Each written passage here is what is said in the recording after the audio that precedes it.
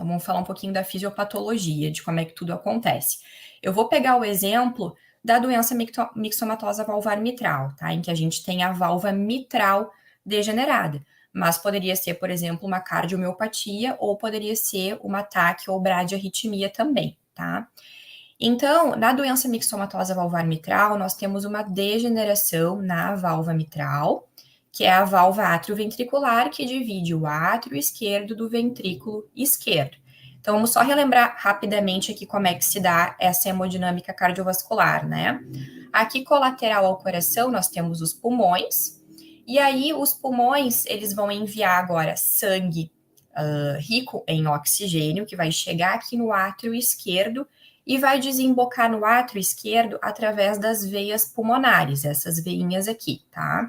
Então, desemboca aqui no átrio esquerdo, a válvula atrioventricular esquerda, né, a válvula mitral, ela se abre, permite a passagem de sangue do átrio para o ventrículo esquerdo, então ela se fecha, e quando ela se fecha, o ventrículo contrai para ejetar o sangue agora aqui do ventrículo para a aorta, e ser distribuído no corpo.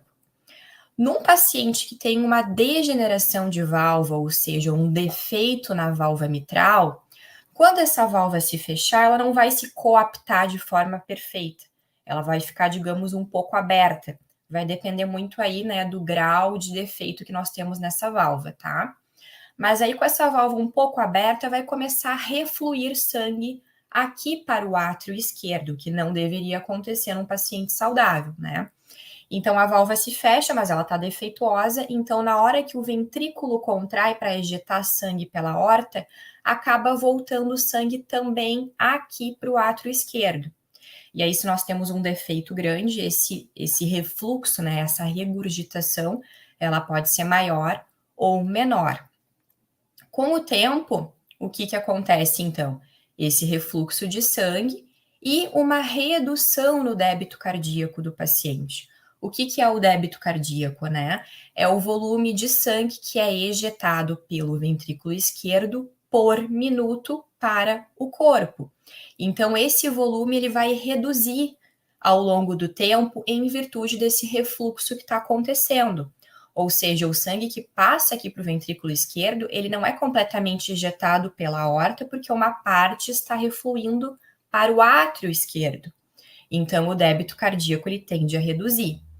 E aí, numa situação de longo prazo, em que isso acontece de forma crônica, a gente pode ter uma consequência hemodinâmica importante com queda da pressão arterial do paciente. E por que isso acontece? Vamos relembrar, então, dessa fórmula que é bem importante. Pressão arterial é igual a débito cardíaco vezes resistência vascular periférica, né? Então, se nós temos uma queda do débito cardíaco, consequentemente, teremos uma queda da pressão arterial do paciente. E aí o organismo acende um alerta: opa, pressão arterial caiu. Se pressão arterial caiu, a perfusão tecidual também vai ser prejudicada, ou seja, o fluxo de sangue que está chegando lá nos tecidos, e principalmente o sistema nervoso central e tecido renal vão começar a sofrer com isso. E aí o organismo ele lança mão de mecanismos de proteção, mecanismos para tentar reverter essa situação de baixo débito cardíaco e de baixa pressão arterial. E aí que o organismo, então, vai tentar reestabelecer o débito e a pressão através da ativação de dois mecanismos principais, de via rápida e de via lenta. Então, o mecanismo de via rápida é o primeiro mecanismo que é ativado numa situação realmente emergencial, né? Então, como é que isso acontece? Pela ativação do sistema nervoso simpático. Então, os barorreceptores e quimiorreceptores, que são receptores, são mecanorreceptores, né? Eles estão principalmente no arco aórtico e nas artérias carótidas, né? Que levam o sangue para a cabeça, sistema nervoso central. Esses mecanorreceptores, eles detectam que houve uma queda da pressão arterial através da queda do fluxo de sangue que passa por ali. Então, eles, opa, tá passando menos fluxo de sangue aqui, a pressão baixou. Vou mandar um sinal para o sistema nervoso autônomo ativar o sistema nervoso simpático, Precisamos ativar o simpático. E aí, o que acontece? Com o simpático ativado, vai haver aumento do inotropismo, ou seja, contratilidade cardíaca, aumento do cronotropismo, ou seja, batimentos por minuto aumentam, e também vasoconstrição arteriolar. Os vasos constringem numa tentativa de aumentar a pressão arterial também. Então, tudo isso aqui se ativa numa tentativa de aumentar débito cardíaco e pressão arterial e, consequentemente, perfusão tecidual. No entanto, essa é uma resposta de via rápida. Não é um mecanismo que fica ativado de forma crônica, ele é temporário. Então, um paciente que tem uma doença cardíaca, que tem uma cardiomiopatia ou que tem um defeito em valva, é uma doença crônica, né? O defeito está sempre ali. Então, a longo prazo, o débito cardíaco ele vai voltar a cair, a pressão vai voltar a cair. E aí, outro mecanismo tem que ser ativado para que a gente mantenha débito e pressão adequadas, que é a via lenta ou a adaptativa. Então, na via lenta ou adaptativa, agora a queda da pressão arterial é detectada lá a nível do glomérulo renal.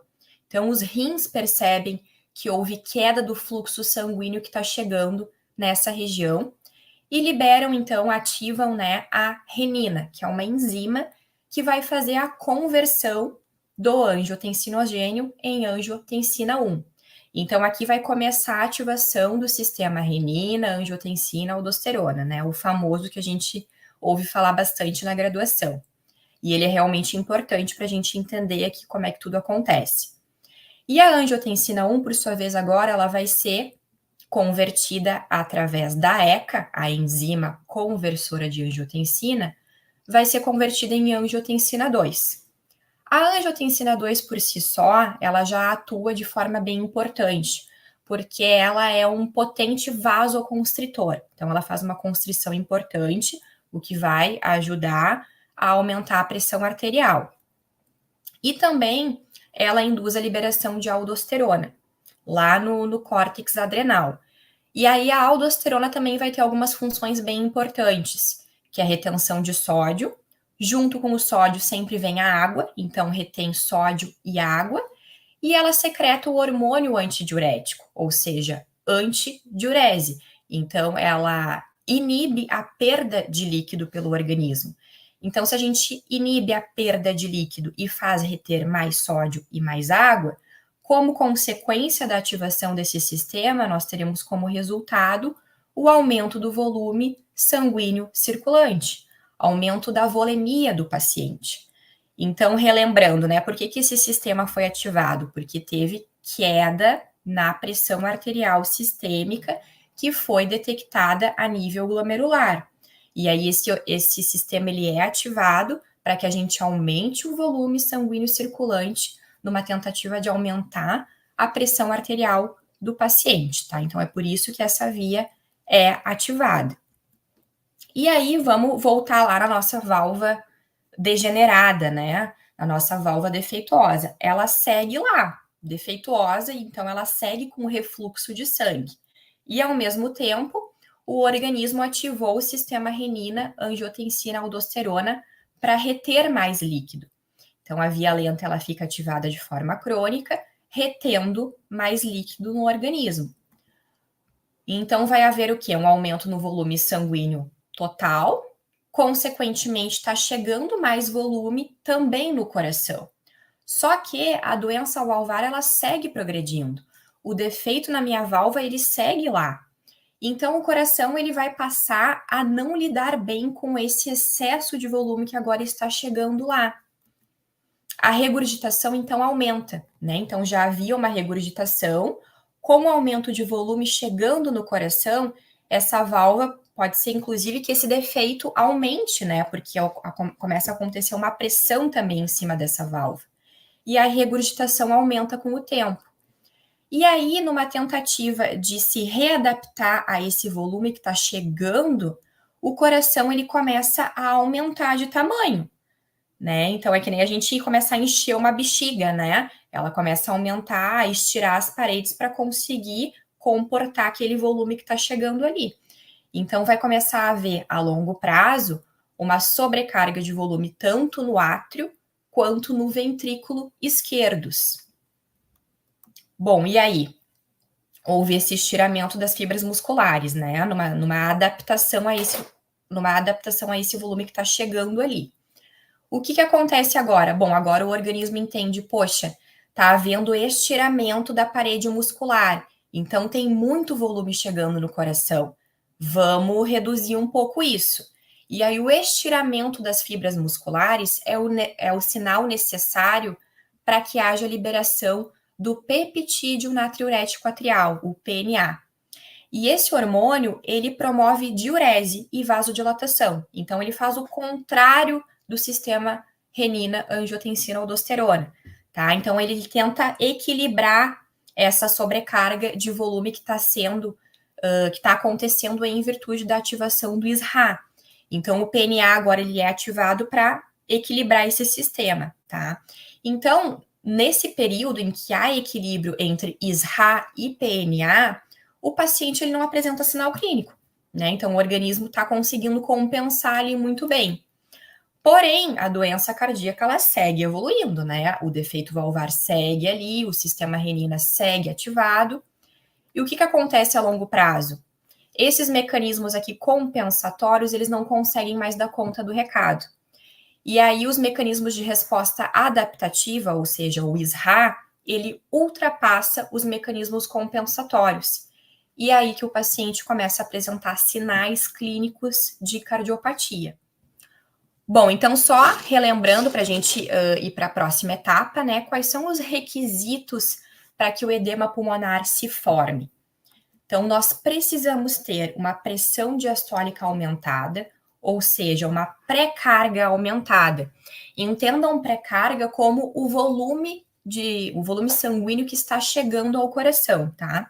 Então, o volume sanguíneo que está chegando ao coração está aumentado. Além disso, tem que haver um aumento na pressão venosa dentro do átrio esquerdo. Então, a pressão aqui dentro do átrio está muito alta. Além disso, tem que haver remodelamento atrial esquerdo, ou seja, o átrio esquerdo tem que estar aumentado para que eu tenha um edema pulmonar de origem cardiogênica.